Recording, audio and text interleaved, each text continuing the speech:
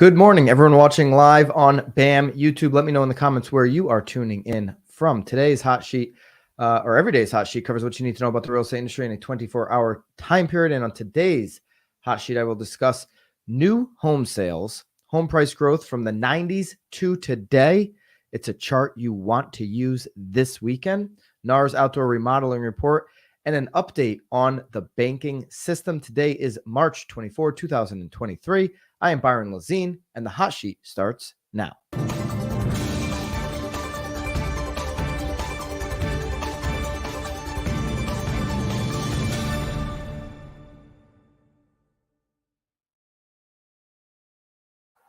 Another wild week. I am still in Connecticut today, but not in Stamford. I am in the Guilford, Connecticut studio over here at my team office before I head back to Naples tonight. Next week's show will be all in the home studio of Naples. Hope everybody's having a great Friday morning. Hit the thumbs up and let's jump into the U.S. Census Bureau and U.S. Department of Housing and Urban Development report yesterday on new home sales, new residential sales, so new construction, new houses sold. 640,000. This is the February 2023 report, seasonally adjusted. 640,000. New houses for sale is 436,000. Okay. And then that's also seasonally adjusted. The median sale price is now $438,200. That's down from that KB number that we talked about yesterday. KB Homes in their earnings report. That's a specific builder. Their median sale price was in the 490,000 range. So 440,000, 490,000, both of these numbers well above the median sale price for existing homes. We know that that's 363,000 according to NAR. So new construction, new home sales continues to be well above median price points, certainly well above what's considered affordable across the country. You can see here, and this is down below for you in our daily download link where you get all of our sources and charts available. If you sign up once, you get those just sent to you every single day, whether you make the live show or not. New residential sales, seasonally adjusted annual rate. This is houses sold. Okay, so in thousands of units for inventory. Okay, you can see here we are up in that 640,000 number, down from where we were in February of 2020, February of 2021, and February of 2022. All right, so that is again all available for you. The seasonally adjusted estimate of new houses for sale at the end of February again was 436,000. That represents a supply of 8.2 months at the current sales rate. So inventory for new homes is much, greater than inventory for existing or total inventory in the market. Total inventory on the market right now is about 3.5 months. So new homes is over 8 months. Anything over 6 months, we know is a buyer's market. So technically for new homes, we're in a buyer's market. It's why you've seen sellers make more concessions the last 6 to 9 months than they did prior, because that inventory is stacking up, and that inventory throughout the year for new homes, expect that to get even larger, especially at these higher price points that they're dealing with. Okay. This is a 1.1. These numbers here, the 640,000 seasonally adjusted sales of single-family homes. It's a 1.1% increase from January's rate, which was 633,000, but it's 19% below February 2022, which we were running at a 790,000 seasonally adjusted number for new home sales. So well off where we were this time last year. Here's a quote I'm reading from Housing Wire for the chief economist from Bright MLS. Home builders are still feeling cautiously optimistic. We've seen that homebuyer sentiment tick up a little bit in the last month about a strong spring home buying season despite mortgage rate volatility and economic uncertainty. A key reason for builder optimism is the very low inventory in the existing home market. So total inventory, like I just mentioned, was 3.5 months.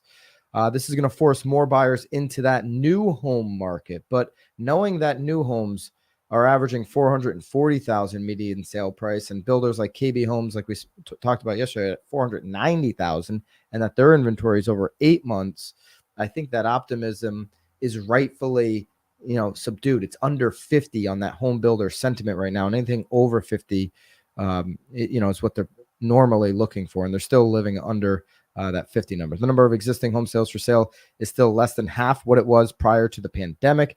In many markets, buyers are still facing stiff competition, often making offers on multiple homes before successfully purchasing. If builders, this isn't builders' fault by any means, but if builders could build affordable housing across America, if we had 8 months of supply right now at the current sales pace of affordable homes or even median priced homes, how great would that be for our market, right? Let me know in the comments if you'd be excited about that. As a result of the increased competition, the median sale price is this 440,000, which is up, by the way, 36.7% from year over year from this time last year. So that's up 36.7%. The median sale price on new homes sold.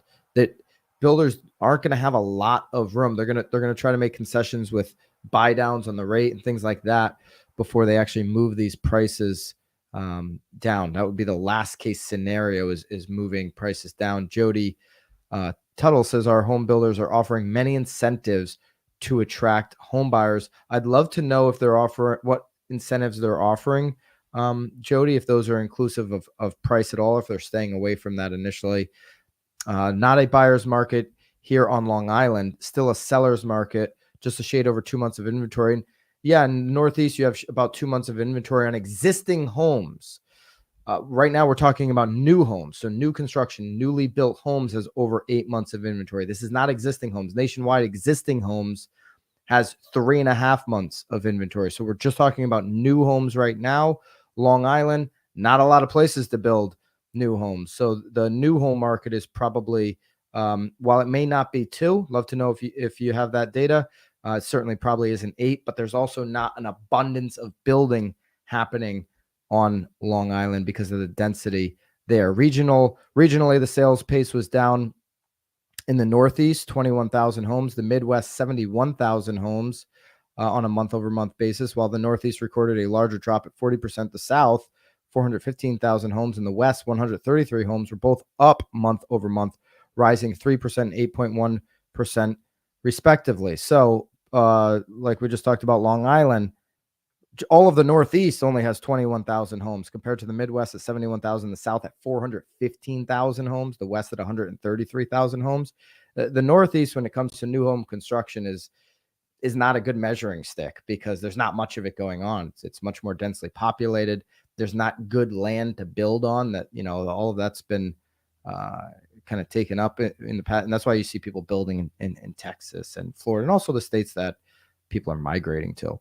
On a yearly basis, all regions recorded drops in annual sales pace, with the Northeast recording the largest drop at the 55.3%. Okay, that's new homes, right? Only. So when we say new homes, we're just talking about new construction, new builds, not these existing homes. Okay, moving on to, this is a chart right here I'm going to share with you from Fortune, Lance Lambert chart, that I would be sharing with every single buyer who has fears about home prices. So it's probably a common fear. Let me know in the comments. Are buyers right now hesitant, fearful, worried about what the value of their home is going to be long term after they buy? Well, this chart shows you in the last 4 decades, you couldn't lose buying residential real estate. Home price growth by months into each decade. You see here that in the 1990s, I think 90s were the best decade of all time. I'm super biased, obviously. But let me know if you agree. Were the 90s the best decade of all time, or you're more of an 80s fan? Certainly 80s and 90s feel like really good times as we're living through the 2020s. 1990s, 30.2% home price growth in the 1990s. Okay. 2000 or just the 2000s. Okay. 48.2%. The 2000s, 48.2% home price growth. So that's from year 2000 to 2000 and through 2009. Think about what happened. We went through 2006, 2007 rather, 2008. But it's because in the 2000s, we went up over 80%. Everybody talks about that 40% drop in the 2000s. They forget before that it went up over 80%. So to close out the decade of the 2000s, home values were up 48.2%. The 2010s, home values were up 44.5%. And the 2020s, we're 3 years into it, we're sitting at 39%. Okay. So if I was, look at this grouping here from the last 4 decades. If you can see the chart, you see the grouping that I'm talking about. This spread of 30.2% being the low in the 1990s to 48.2% being the high decade in the 2000s. Again, 2010s 44.5%, and right now so far in the 2020s 39%. This is a very tight grouping. In any given decade, you're going to be up on your real estate, on your single family home, from 30 to almost 50%. We know that the average homeowner stays in their house 11 years. So buyers who are fearful about where prices are going to go, the question is, do you plan on being in your house for 10 years? Okay. Are you going to be there 7 to 12 years? Give them a range, right? The average buyer, depending on the market, a homeowner rather, is in their home between that 7 to 12 year range.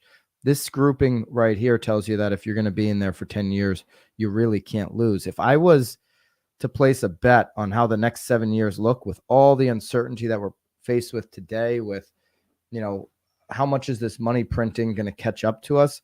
Let's just say we were relatively flat. Maybe let's play a little prediction game here. Maybe we do drop a little bit more right now, but then we just start doing maybe a slight flat decline. We could end up right in the middle of those 2020s, 2010s by the end of the decade and be in the, high 40s. We're sitting at 39% right now. That could be a path that we take. I think we'll certainly end up in this grouping, or possibly, because of how much money we've printed and real estate assets are so valuable, even above those 2000s. Jeremy, no notification. YouTube must hate. You know what? All your misinformation jokes. Jeremy, for some reason, some other people have said they're not getting notifications. I don't know what it is. I think it's my affiliation with the broke agent, and YouTube is certainly punishing me for that. Okay. I don't know what the notification is about. Love to know in the comments if you get notifications on this show or not, and if you're typically on the phone app. Okay, I'd love to know from you. All right, so that chart's down below.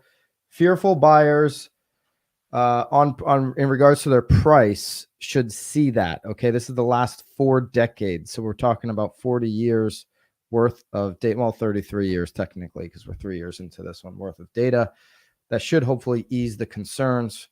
You're not buying for a weekend or for a year. You're buying for your future, and you want to think about this long term when you're buying a house. And what can thinking long term, what could outdoor remodeling projects do for your long term value? This is on nowbam.com what the 2023 Remodeling Impact Report reveals about outdoor features. The 2023 Remodeling Impact Report, which was done by NAR, revealed the contrast between realtor recommendations for improving a home's curb appeal and homeowners' assessment of the emotional impact of each landscaping project. Real estate professionals can use this data to help potential clients boost their home's property value, even if they're not planning to sell yet. Or you may hear, as a real estate agent, you may be hearing this right now, I want to wait till the end of spring because I want to do this or do that to my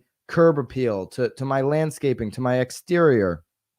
And now here's the data to be able to advise them what they should or shouldn't do. Would it be worth waiting till the end of the spring when we're potentially going to see an increase in inventory competition by that time? Is the money worth the wait to put yourself in maybe a less advantageous position? Most realtors, 92%, recommend improving a home's curb appeal before listing to help maximize the seller's ROI. I might be here in 2023 spring market. I personally probably be in the 8%, unless we're talking about, a litter freak, somebody who's got like all kinds of flamingos in the front yard or something. I might want to tidy it up a little bit, but I don't know that I would go into a big time project right now, especially like the Long Island comment we had earlier, where we're talking about 2 months of inventory in the market. I want to clean it up, simplify, declutter everything, whether that's exterior and interior. And I want to hit the market. I want to be one of those first movers to the spring market. So maybe I'm in the 8% of most realtors who 92% are recommending improving the home's curb appeal before listing to maximize ROI. Let me know in the comments where you would be on that right now, because this is where we're at. We're March 24th, 2023. Would you recommend pausing before going on the market, or would you recommend just tidying up, decluttering, clean slate, and getting on the market? And I know each situation's individual, but just generally speaking. NALP CEO, it's no surprise that nearly all realtors and most homeowners place high value on curb appeal of well-maintained yard. Healthy outdoor living and green spaces help the environment, increase home values, make communities more desirable, and improve people's mental and physical health. Okay, there you go. Here are the 11 outdoor projects. So here's the report, okay? NALP report looked at 11 different outdoor residential projects and covered the following for each project: cost, estimated cost recovery, and realtor's recommendation, and consumer experience. The 11 outdoor projects include in order of expense, okay? So we're going to order these in expense according to the report. Consumers rated all the above projects highly, giving them joy scores of 9 and above on a scale from 1 to 10. So this is consumers rating, and we've got the average cost on here. In-ground pool edition, $90,000. So this is consumers giving them joy scores of 9. Okay, new wood deck coming in at $17,000. Outdoor kitchen, $15,000. New patio, $10,500. I'm paying for a patio right now. It's more than that. I got to check with Nicole White on my price here. Fire feature, $9,000. Overall landscaping upgrade, $9,000. Landscape lighting, $6,800. Irrigation system, landscape maintenance, tree care, and standard lawn care services to close out those joy scores. Okay, so now joy scores versus the realtor recommendations. Okay, project earnings, the highest joy score for realtors. So nowhere is more important, no more apparent than the disparity between consumer joy scores for the 11 outdoor projects. I agree with you, Jeremy. Florida, same thing, can be over 100,000 for a pool. For the 11 outdoor projects listed above, the ROI focus recommendation of realtors. So projects earning the highest joy scores were these: in-ground pool, 10, landscaping lighting, 10, new patio, 9.9. Slightly lower joy scores went outdoor kitchen, tree care, standard lawn care, and irrigation. Okay, so both of these charts are down below. This is that overall joy score. And then you've got the cost recovery on outdoor remodeling projects. Let me know if you agree with these in the comments. Standard lawn care service, 217%. I'd agree with that.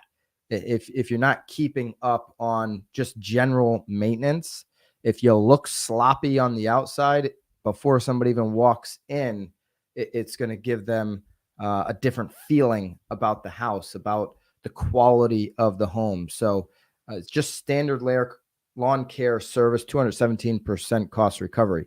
Landscape maintenance, you get 104% back. Overall landscape upgrade, 100% back. The outdoor kitchen, 100% back. I disagree with that. Let me know what you think. New patio, 95% back. Agree there. New wood deck, 89%. I can see that. Tree care, 87%. I think that would be dependent. Irrigation system installation.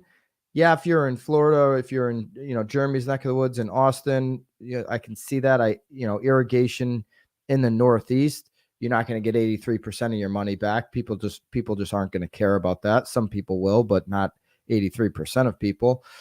Landscape lighting, 59%. Landscape lighting is really undervalued. So I think that might be actually undercutting it. A fire feature, 56%. I disagree. In-ground pool addition, 56% of recovery. Yeah, they're very expensive.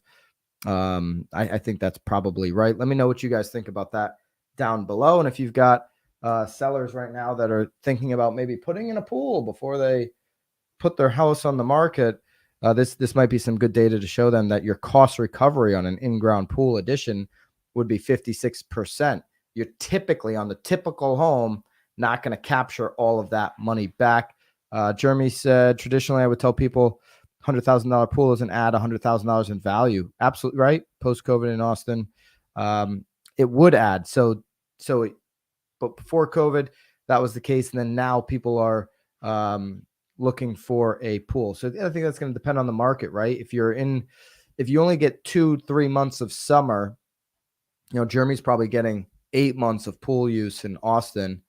But if you're getting 2 or 3 months of pool use, you're going to be closer to this 56% number even today, unless you're in a certain high-end neighborhood. There could be an argument there that you'd get the 100% or even more back.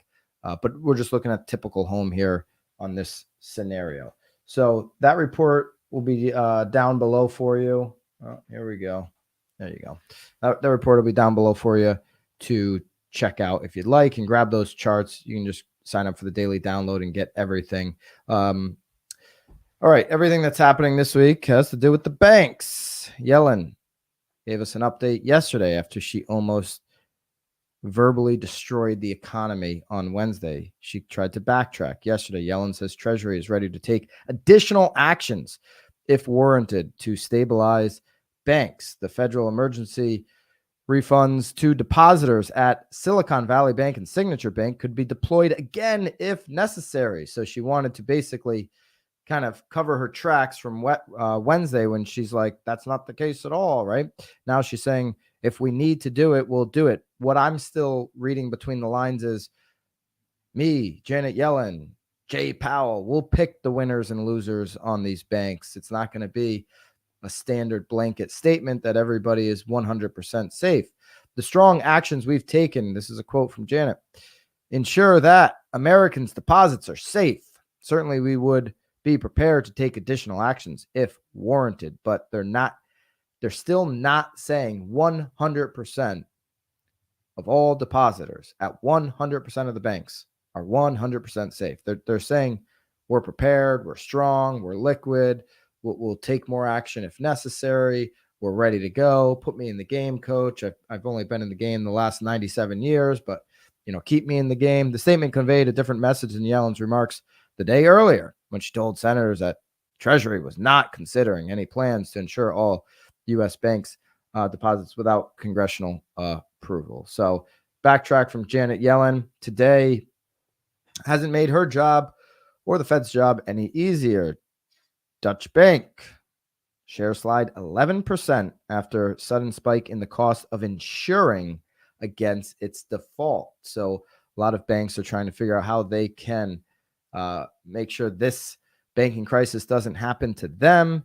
And there you go. You see another bank now who hasn't been in the news as of late, now in the news. I did see that Switzerland, the Swiss claim the U.S. banking crisis ultimately toppled Credit Suisse. So they are blaming the U.S. banking issues, and everybody's pointing fingers in the banking world. Dow is down 200 points right now. S&P's down just a little bit. NASDAQ down about 0.5%.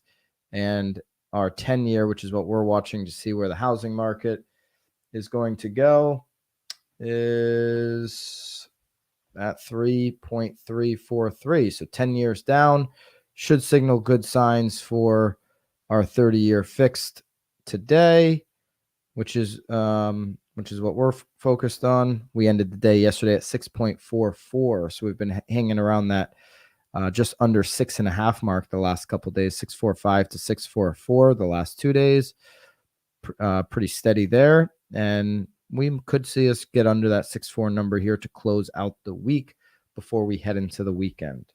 Okay, so there we go. We've got a Knowledge Brokers podcast today at 2 o'clock. Myself, Tom Toole, and Lisa Chinati will be going pretty deep on all of this week's news and information, some of the stuff that we've touched on here on the hot sheet. Can't wait to get their thoughts on that. That'll be premiering on the Knowledge Brokers podcast channel. Just go at Knowledge Brokers podcast to check that out, premiering today at 2 o'clock. And until I see you guys Monday morning, please consider sharing this with somebody who wants a 24-hour look back on housing, and we'll catch up then. Toodaloo.